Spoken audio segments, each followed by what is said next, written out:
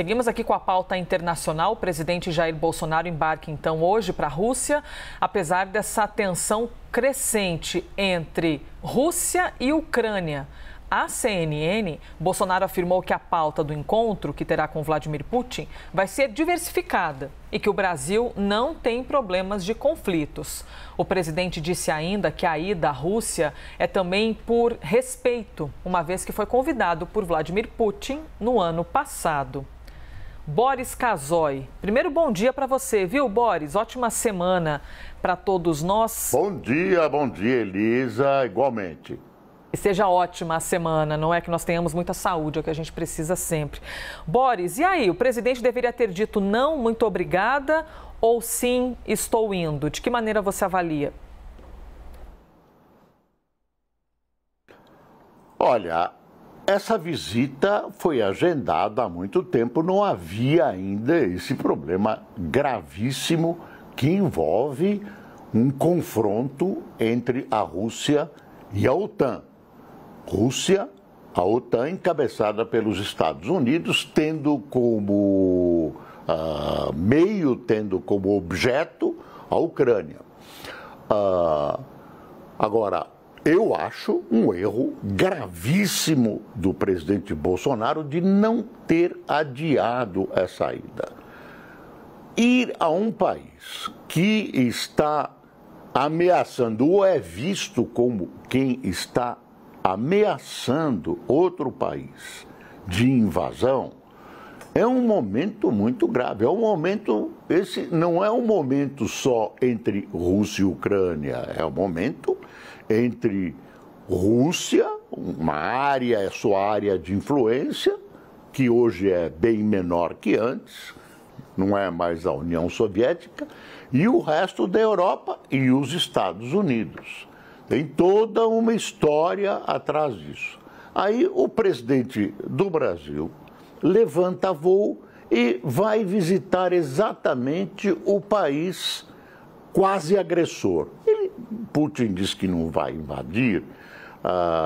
Claro que ele está avaliando o custo-benefício. Ele já invadiu a Ucrânia uma vez, tomou um pedaço do território e as consequências foram mínimas.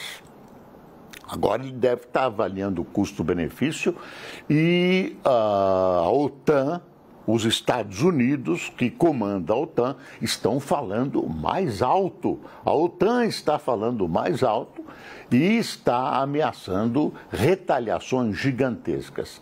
Se ele cercou de tropas a Ucrânia onde pôde, inclusive na Belarus, que é uma espécie de filial da Rússia, o negócio é extremamente grave. Ninguém ia cercar um país, fronteiras de um país, se não tivesse o objetivo de invasão. E a Rússia coloca como razões o fato de que a Ucrânia quer entrar para a OTAN. A Ucrânia escapa da órbita de influência da Rússia, assim como a Polônia, a Lituânia, a Letônia, a Romênia. São países que temem a Rússia porque a Rússia tem estratégia imperialista, é formar a grande Rússia, países eslavos de origem lá atrás, línguas parecidas, países irmãos. Existe uma estratégia e a Rússia não quer admitir que, por exemplo, a Ucrânia, que forma um tampão com o restante da Europa, né, distancia um pouco a Rússia da Europa, não admite que ela saia da órbita de Moscou. Então vai lá o presidente e, de repente, escapa uma visão, escapa uma declaração que coloca o Brasil em risco de ser essa presença brasileira e qualquer declaração do presidente Bolsonaro coloca uma posição muito incômoda de o Brasil ter uma leitura de apoio a um país agressor.